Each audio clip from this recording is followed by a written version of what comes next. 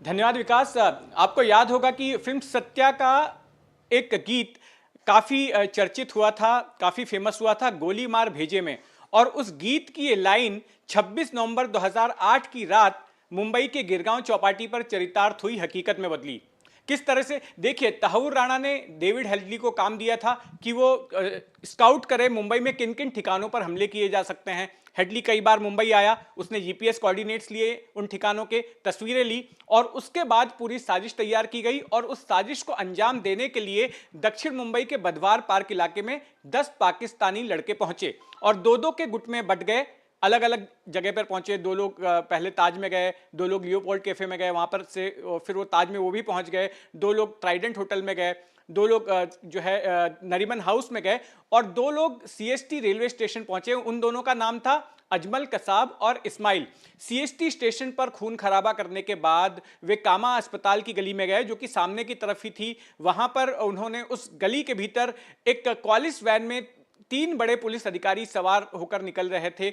ATS chief Hemant Karkare, Mumbai police के inspector विजय सालस्कर और additional commissioner Ashok Kamte, उनके साथ में भिड़ंत हुई जिसमें कि ये तीनों अधिकारी शहीद हो गए। और फिर उनकी कॉलिस वैन को अजमल कसाब और इस्माइल ने अपने कब्जे में ले लिया और पुलिस की कॉलिस वैन के जरिए वो लोग आगे मेट्रो सिग्नल पर पहुंचे। मेट्रो सिग्नल पर पत्रकारों की भीड़ लगी हुई थी और आने जाने वाले लोगों की वहां पर भीड़ लगी हुई थी, तमाशबीनों की भीड़ थी। उसे देखकर वहां पर भी उन्होंने फायरिंग की, जिसमें कि एक पुलिसकर्मी जिनका नाम अरुण चित्ते था, वो शहीद हो गए और एक टीवी के कैमरामैन की उंगली गोली लगने से उड़ गई। इसके बाद वहां से वो लोग विधान भवन के पास पहुंचे। विधान भवन पर जाके उन्हें पता चलता है कि जो पुलिस की कॉलिस वैन वो चला रहे थे, उसकी गाड़ी का टायर जो है वो पंक्चर हो गया है। तो तुरंत वो उस कॉलिस वैन को छोड़ देते हैं और वहां से एक अंधेरी के होटेलियर अपनी स्कोडा कार से निकल रहे थे, उस कार को वो अपने कब्जे में ले लेते हैं, बंदूक की नोक पर डरा धमका के उसको भगा देते हैं।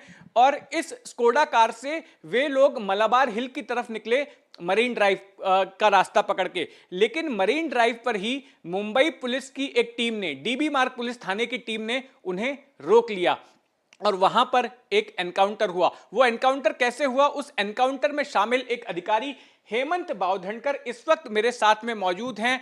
इन्होंने ही जो इस्माइल था, जो ड्राइविंग सीट पर था, उसको गोली मारी थी, उसके सिर पर जाकर गोली लगी थी और अजमल कसाब जो बगल में बैठा हुआ था उसे जिंदा पकड़ लिया गया था। तुकाराम ओमले नाम के एक एएसआई थे, उनकी भी इसमें अहम भूमिका थी। क्या कुछ हुआ था उस रात, आइए इन्हीं के मुंह से सुनते हैं। बावधनकर जी, आप उस रात नाकेबंदी पर मौजूद थे मरीन ड्राइव पर जब यह एनकाउंटर हुआ था। किस तरह से पूरा घटनाक्रम हुआ उस रात?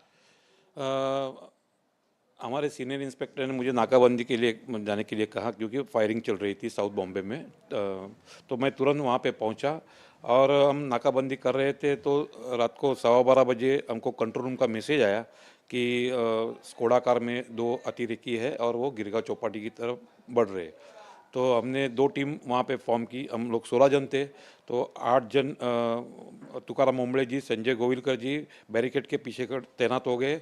मैं और भास्कर कदम और उनका डिटेक्शन स्टाफ रोड डिवाइडर के पे जाके खड़े हो गए। 12:30 बजे वो स्कोडा कार हमारे गिरगांव चौपाटी पे आई और हम जहाँ नाकाबंदी कर रहे थे वहाँ से 50 फीट की दूरी पे वो गाड़ी रुकी।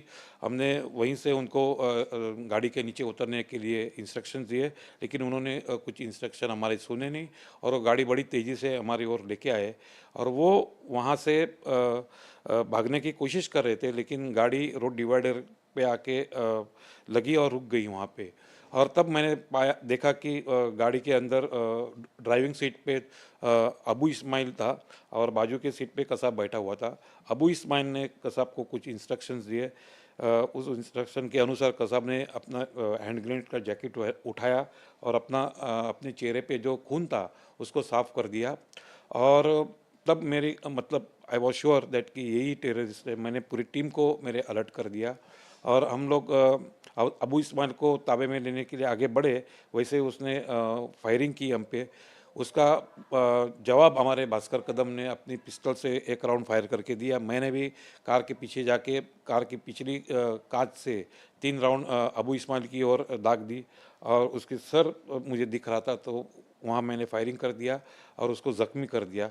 उस वक्त कसाब बाजू की सीट पे हैंड्सअप की पोजीशन में बैठा हुआ था और जैसे ही हम उसको अबू इस्माइल को पकड़ने मतलब ताबे में लेने के लिए आगे बढ़े, कसाब ने दरवाज़ा खोल के बाहर उतरा वो, और उसी वक्त हमारे तुकाराम मुंबड़े, संजय गोविलकर वो उसको पकड़ने के लिए आगे बढ़े, और उसी वक्त कसाब ने अपने जैकेट में छुपाई हुई AK-47 निकाली और उसने फायरिंग की। वो सारी गोलियां हमारे तुकाराम ओमले जी को लगी, और लगने के बावजूद भी तुकाराम ओमले जी ने अपनी जो पकड़ थी कसाब के ऊपर की, वो ढीली नहीं की, और उसका बेनिफिट हमें मिला, हम कसाब को वहाँ जिंदा पकड़ सके। तुकाराम ओमले जी अगर नहीं होते तो शायद वो जगह ऐसी थी, वहाँ कोई छुपने की जगह नहीं थी, छुप के कोई डिफेंस करने की भी जगह नहीं थी। उनके पास AK-47 थे, दो पिस्टल थे, लाइव एनग्रेड था, तो हो सकता था कि हम भी वहाँ शहीद हो जाते। लेकिन मैं मानता हूँ कि तुकाराम ओमले जी ने देश के लिए सर्वोच्च बलिदान दिया है।